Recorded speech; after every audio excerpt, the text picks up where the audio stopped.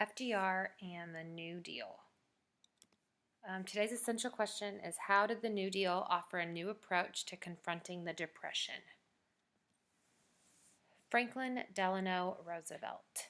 During the Great Depression, the greatest problem facing Americans was widespread unemployment. Franklin Delano Roosevelt, the governor of New York, was nominated as the Democratic candidate in the presidential election of 1932. Roosevelt promised Americans a New Deal to put them back to work. Voters were so frustrated with Hoover's inability to end the Great Depression that Roosevelt defeated Hoover in a landslide election. Roosevelt's philosophy. Roosevelt's New Deal was a major turning point in American history. The New Deal marked an end to the view that government and the economy should be completely separate. It established the principle that the federal government bears the chief responsibility for ensuring the smooth running of the American economy. The New Deal also permanently increased the size and power of the federal government. FDR's new leadership style. President Roosevelt saw the Depression as a national emergency. He believed it was the president's task to find a way back to prosperity. Roosevelt brought a new style of leadership to the presidency. He assembled a group of talented people from leading American universities, known as the Brain Trust, to serve under him. Then he told them to be as creative as possible in developing new strategies and programs to deal with this crisis. At the age of 39, Roosevelt had been struck by polio. He had become unable to walk except with the use of crutches for very short distances. His experiences in overcoming polio made him uniquely sympathetic to the sufferings of others and taught him to be more patient in overcoming difficulties. This turned out to provide great training for meeting the challenges of the Depression. The next slide, it's going to give you a little bit of information, but then there's going to be about a 9-minute fireside chat given by FDR. There are 7 questions in your notes that go along with the video, so make sure that you're listening and watching to answer those questions. Roosevelt was an excellent communicator and frequently addressed the nation by radio. In these radio addresses to the American people, known as fireside chats, he explained his policies in simple conversational terms. Roosevelt presented himself as an optimist in order to restore public confidence.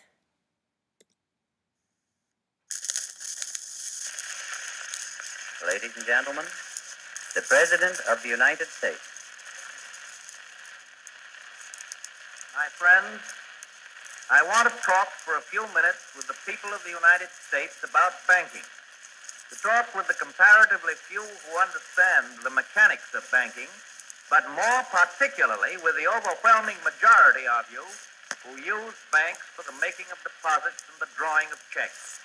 I want to tell you what has been done in the last few days and why it was done and what the next steps are going to be. I recognize that the many proclamations from state capitals and from Washington, the legislation, the Treasury regulations, and so forth, couched for the most part in banking and legal terms, ought to be explained for the benefit of the average citizen.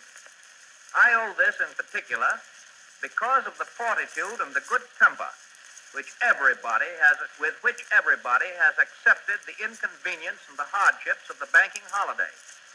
And I know that when you understand what we in Washington have been about, I shall continue to have your cooperation as fully as I have had your sympathy and your help during the past week. First of all, let me state the simple fact that when you deposit money in a bank, the bank does not put the money into a safe deposit vault. It invests your money in many different forms of credit, in bonds, in commercial paper, in mortgages, and in many other kinds of loans. In other words, the bank puts your money to work to keep the wheels of industry and of agriculture turning round. A comparatively small part of the money that you put into the bank is kept in currency, an amount which in normal times is wholly sufficient to cover the cash needs of the average citizen. In other words, the total amount of all the currency in the country is only a comparatively small proportion of the total deposits in all the banks of the country. What then happened? during the last few days of February and the first few days of March. Because of undermined confidence on the part of the public, there was a general rush by a large portion of our population to turn bank deposits into currency or gold. A rush so great that the soundest banks couldn't get enough currency to meet the demand. The reason for this was that on the spur of the moment, it was of course impossible to sell perfectly sound assets of a bank and convert them into cash except at panic prices far below their real value. By the afternoon of March 3rd, a week ago last Friday, scarcely a bank in the country was open to do business. Proclamations closing them in whole or in part had been issued by the governors in almost all of the states.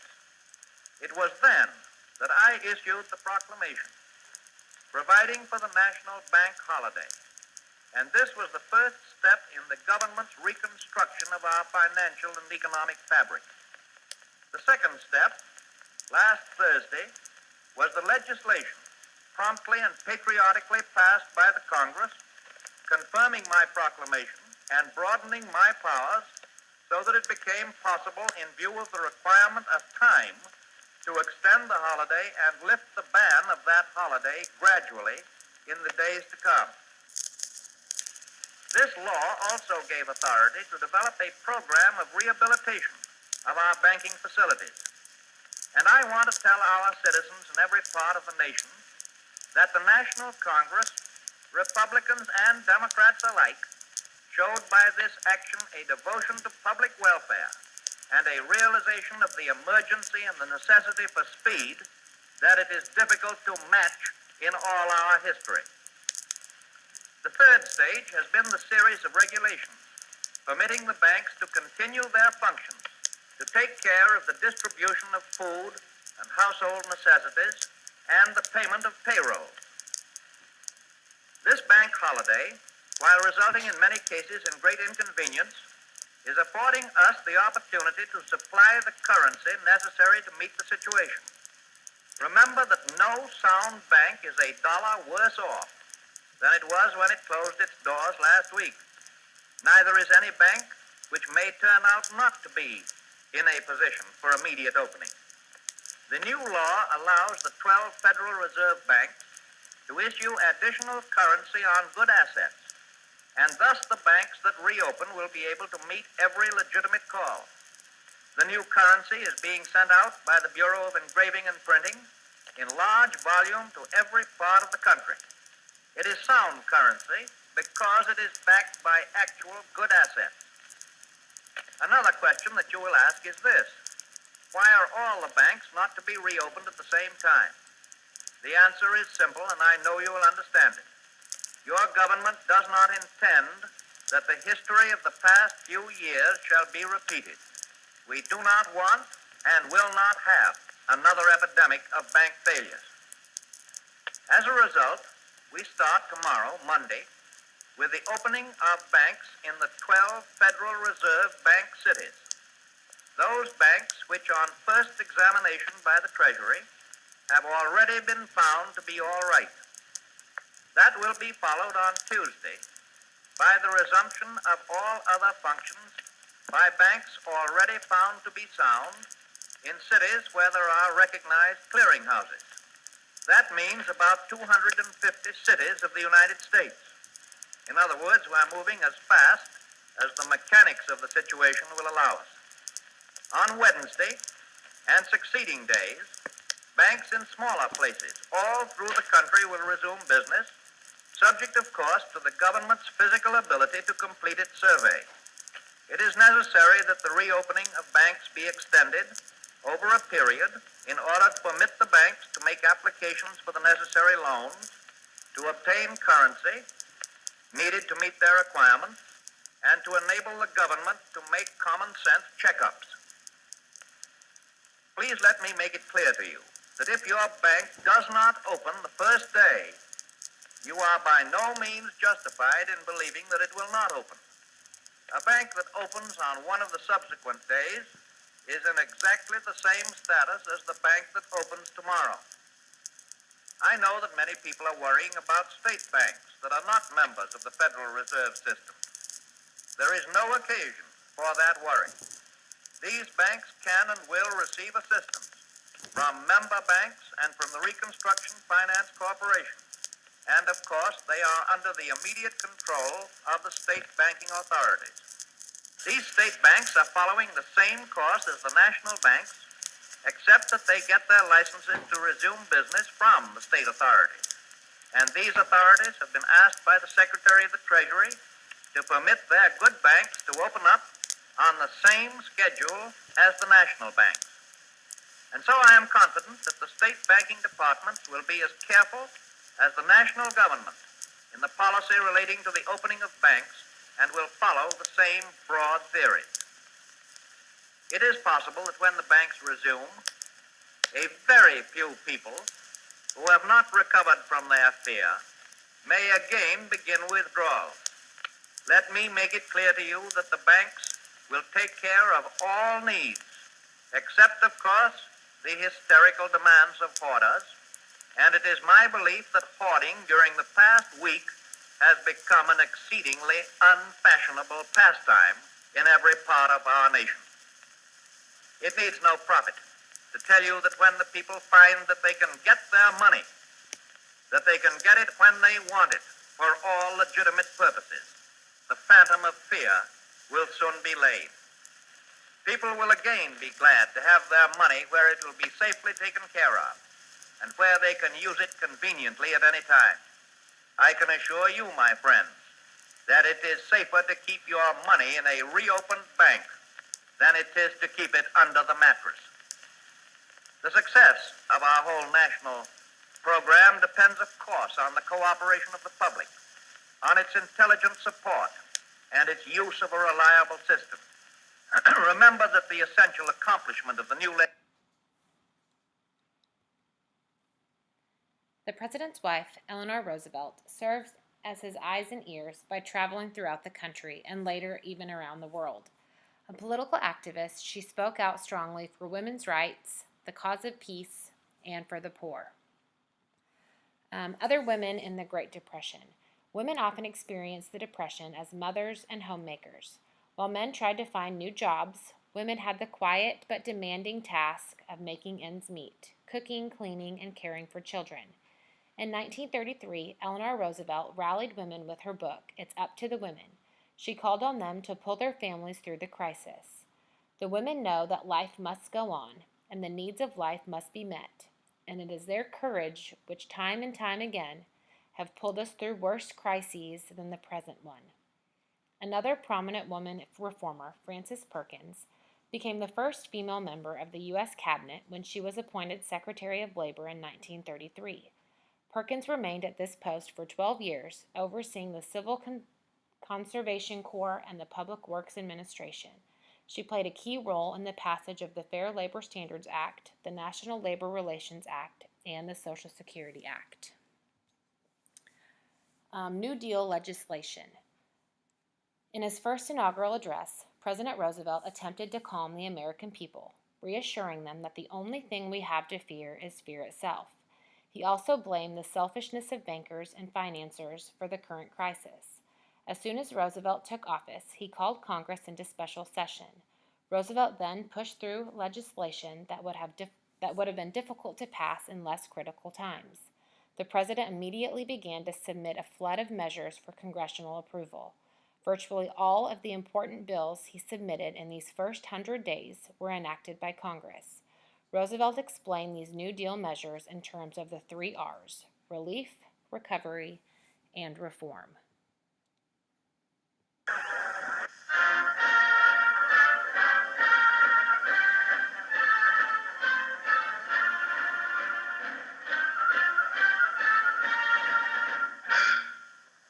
This is preeminently the time to speak the truth, the whole truth, frankly and boldly. Nor need we shrink from honestly facing conditions in our country today. This great nation will endure as it has endured, will revive and will prosper.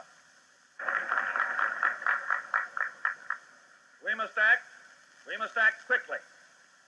And finally, in our progress towards a resumption of work, we require two safeguards against a return of the evils of the old order. There must be a strict supervision of all banking and credits and investments. There must be an end to speculation with other people's money.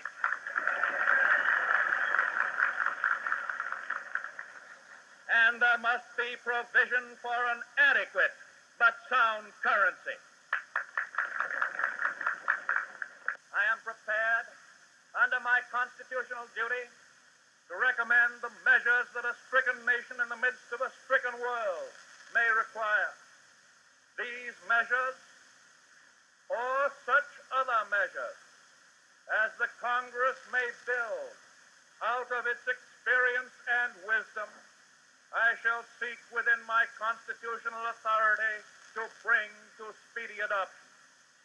But in the event that the Congress shall fail to take one of these two courses, in the event that the national emergency is still critical, I shall not evade the clear course of duty that will then confront me.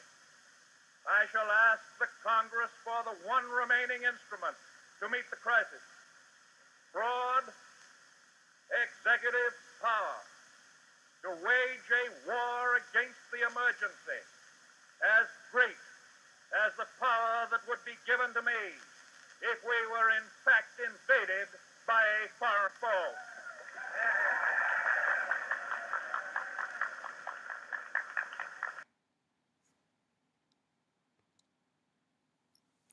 Relief measures were short-term actions designed to tide people over until the economy recovered. They were especially important in the first years of the New Deal. The banking crisis. If depositors feared a bank was unsound, they would remove their funds. Often this news would spread to others, causing bank customers to also withdraw their money before it was too late. These runs on banks were widespread during the early days of the Depression. 10,000 banks had failed during the Great Depression. To stabilize the banking situation and restore consumer confidence, Roosevelt immediately declared a bank holiday, closing all of the nation's banks. Each bank was permitted to reopen only after government inspectors found the bank to be financially sound. Relief to homeowners and farm owners. Many homeowners and farmers were unable to make payments on their mortgages. Banks seized their property and forced them out of their homes and farms. The government passed legislation making emergency loans available. And finally, relief for the unemployed. Over 1/4 of the nation's workforce was unemployed. There was no unemployment insurance, and many of the unemployed were without food or shelter. Roosevelt favored work relief by giving people emergency public jobs rather than simply government handouts. Roosevelt realized that the key to recovery was to stimulate demand. His recovery measures were designed to restore the economy by increasing incentives to produce and by rebuilding people's purchasing power. Reform measures were aimed at remedying defects in the structure of the American economy in order to ensure that such a severe depression would never happen again. Many reform measures were based on the belief that government should protect individuals against risks that they could not handle on their own.